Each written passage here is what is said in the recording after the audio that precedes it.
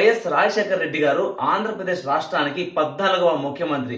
ఈయన మన రాష్ట్రానికి 5 సంవత్సరాల 4 నెలలు ముఖ్యమంత్రిగా పనిచేశారు. దాని తర్వాత జరిగిన సంఘటన ఎవ్వరూ మర్చిపోరు.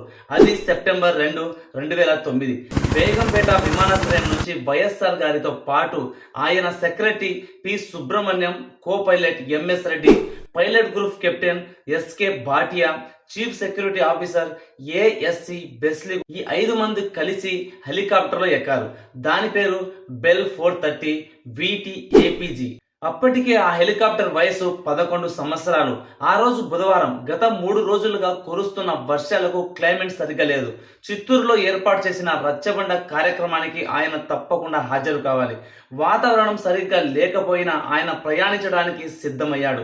ఉదయం 8:35 బేగంపేట నుండి చిత్తూరుకు బయలుదేరిన కాసేపటికే క్లైమేట్ రాడర్ రెడ్ మార్క్ చూపించింది. దీని అర్థం ఏమిటంటే వాతావరణం చాలా ప్రమాదకరంగా ఉంది అని. ఈ సిచ్యువేషన్ ని గమనించిన పైలట్ హెలికాప్టర్ ను కాస్త ఎడమ వైపు నుండి ప్రయాణించాలనుకున్నాడు. ఇంకాస్త దూరం ప్రయాణించిన తరువాత 9:02 హెలికాప్టర్ కి అండ్ అలాగే ఎయిర్ ట్రాఫిక్ కంట్రోలర్ కి కనెక్షన్లు తెగిపోయాయి. 9:20 హెలికాప్టర్ ట్రాన్స్మిషన్ ఆయిల్ ప్రెజర్ సమస్య వచ్చింది. దాన్ని సరిచేసేందుకు విఫలమయ్యారు. పరిస్థితి చేదాటిపోతుంది. సరిగ్గా 9:27 హెలికాప్టర్ డౌన్ కి దిగడం ప్రారంభమైంది. నాన్ స్టాప్ గా అలారం మోగుతుంది. ఎదురుగా పెద్ద కొండ ఉంది. వెంటనే కో పైలట్ గో అరౌండ్ అంటూ అరుస్తూ ఉన్నాడు. ఏవియేషన్ భాషలో గో అరౌండ్ అంటే పైకి వెళ్ళు అని అర్థం. ఇక హెలికాప్టర్ కూలడానికి 18 సెకండ్లు మాత్రమే మిగిలింది. కో పైలట్ చివరి వరకు గో అరౌండ్ అని అరుస్తూనే ఉన్నాడు. బ్లాక్ బాక్స్ లో మాత్రం ఆయన వాయిస్ చాలా క్లియర్ గా రికార్డ్ అయింది, కానీ హెలికాప్టర్ మాత్రం 9:27 కూలిపోయింది. కానీ ఇది ఎవ్వరికీ తెలియదు. హెలికాప్టర్ నుంచి రాడర్ కలెక్షన్ తెగిపోయిన తరువాత అందరిలో అనుమానం మొదలైంది. ఇక మీడియా వాళ్ళకైతే ఇంకా ఎక్కువైంది. ఆ రోజు మధ్యాహ్నానికి ఆంధ్రప్రదేశ్ చీఫ్ మినిస్టర్ మిస్సింగ్ అనే హెడ్లైన్స్ వచ్చేసాయి. ఇది విన్న తర్వాత ప్రజల్లో మరింత భయం మొదలైంది. వెంటనే సెర్చ్ ఆపరేషన్ స్టార్ట్ చేశారు. ఈ సెర్చ్ ఆపరేషన్ ఎన్ని విధాలుగా చేశారంటే, షార్ట్ లైట్ ద్వారా కొన్ని ఫారెస్ట్ల మీద నిఘా ఉంచారు. ఇండియన్ ఎయిర్ ఫోర్స్ నుండి చాలా హెలికాప్టర్లు, ఫైటర్ జెట్లు, 6 జిల్లాలకు సంబంధించిన పోలీసులు, అడవిలో జంతువులను వేటాడేందుకు వెళ్లే ట్రైబల్స్ కూడా ఇందులో భాగమయ్యారు.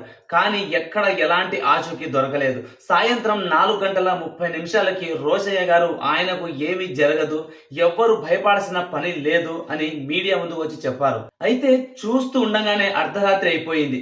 సెర్చ్ ఆపరేషన్ కంటిన్యూగా చేస్తూనే ఉన్నారు. ఉదయం 8:30 రుద్రకొండ మీద సెర్చ్ కి వెళ్లిన ఇండియన్ ఎయిర్ ఫోర్స్ చెందిన MI-8 హెలికాప్టర్ ఆ కొండ మీద ఏవో ఆనవాళ్లు కనిపించినట్లు అనుమానం పడ్డారు. తీరా దగ్గరకు వెళ్లి చూస్తే ఏ న్యూస్ అయితే ఏపీ ప్రజలకు వినకూడదు అనుకున్నారో ఆ న్యూసే బయటపడింది. వైఎస్ఆర్ గారితో పాటు హెలికాప్టర్ లో ఉన్న మిగతా 4 కూడా సజీవంగా దహనం అయ్యారు. అండ్ అంతేకాకుండా వాళ్ళ బాడీ పార్ట్స్ కట్ అయి ఉన్నాయి. DNA టెస్ట్ చేస్తే గానీ ఏ పార్ట్ ఎవరిదో తెలియలేదు. అండ్ వీళ్ళు చనిపోయిన తర్వాత కూడా వీళ్ళ బాడీ మంటల్లో కాల్చబడిందట. ఇక ఈ విషయాన్ని తెలుసుకున్న మీడియా మాత్రం ఈ న్యూస్ ని దుమారం రేపింది.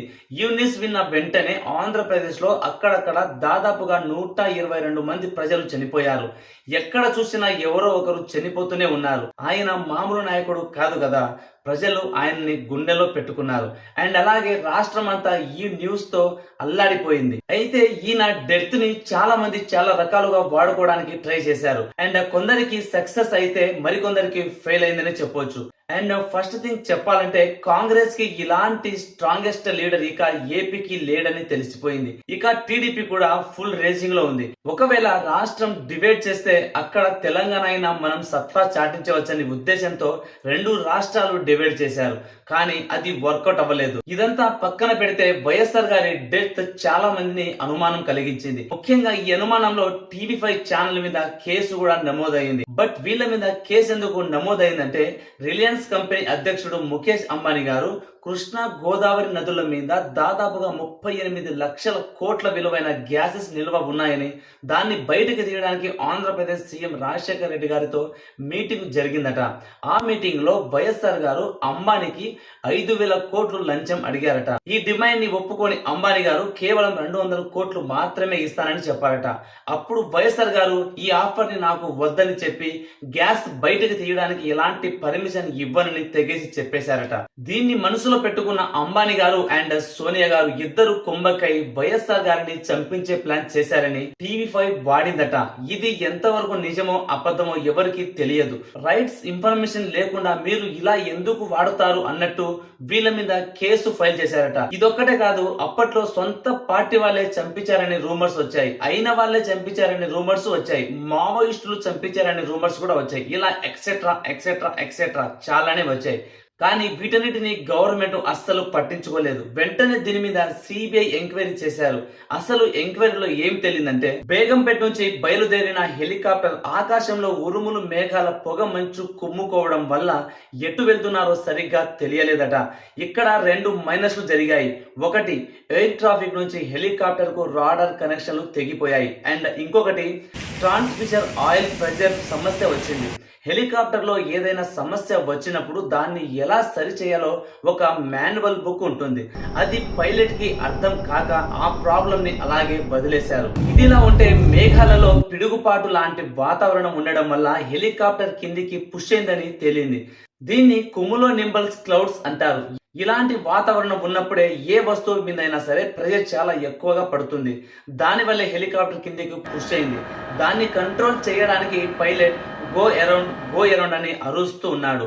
ఈ లాంగ్వేజ్ న్యూస్ ఛానల్ వాళ్ళకి అస్సలు అర్థం కాక పైలట్ ఏమో వెళ్ళొద్దు అంటూ, మరో పైలట్ ఏమో కొండ చుట్టూ వెళదాం అంటున్నారంటూ ఈ పైలట్ మీద మరో పైలట్ కి చాడులు చెప్పే విధంగా న్యూస్ ఛానల్ క్రియేట్ చేశాయి. ఇది కూడా ఎంక్వైరీలో బయటపడింది. అసలు గో అరౌండ్ అంటే ఏవియేషన్ భాషలో పైకి వెళ్ళు అని అర్థం. అప్పటికే పరిస్థితులు చేజారిపోయి హెలికాప్టర్ కొండను ఢీకొట్టింది. ఇది జరిగిన మరుక్షణమే అందరూ చనిపోయారు. నిదానంగా ఫ్యూల్ ట్యాంకర్ నుంచి ఫైర్ అంటడం వల్ల మరోసారి వాళ్ళ బాడీ మీద మంటలు వచ్చుండాలి. అయితే పోస్ట్ మార్టం రిపోర్ట్ లో మాత్రం వాళ్ళు చనిపోయిన తర్వాత కూడా వాళ్ళ బాడీ కాల్చబడిందని వచ్చింది. సో సిబిఐ ఎంక్వైరీలో తెలిసిన నిజాలు కలుపుకొని అది ప్రమాదశావత మాత్రమే జరిగింది అన్నదానికి 90% రిజల్ట్ కనిపిస్తున్నాయి. లేదు, స్టేట్ సీఎం నే చంపిన వాళ్ళకి సిబిఐని కొనడం ఒక లెక్క అని మీరు అనుకుంటే దానిని మనమేం చేయలేం. అది మీ సొంత నిర్ణయానికి వదిలేస్తున్నా. మీరు ఏదైనా చెప్పాలనుకుంటే కామెంట్లు చెప్పండి. దాని ద్వారా నాకు అర్థమవుతుంది, ఈ వీడియో చూస్తున్న ప్రతి ఒక్కరికి తెలుస్తుంది. అండ్ ఈ ఇన్ఫర్మేషన్ మీకు నచ్చిందని అనుకుంటున్నాను. ఒకవేళ మీకు ఇన్ఫర్మేషన్ కనుక నచ్చితే ఒకే ఒక లైక్ చేయండి. అలాగే ఇలాంటి ఇంట్రెస్టింగ్ ఫ్యాక్ట్లు మీకు మరిన్ని కావాలనిపిస్తే మన ఛానల్ ని సబ్స్క్రైబ్ చేసుకొని పక్కనే ఉన్న గంట సింబల్ ని ఆన్ చేయండి.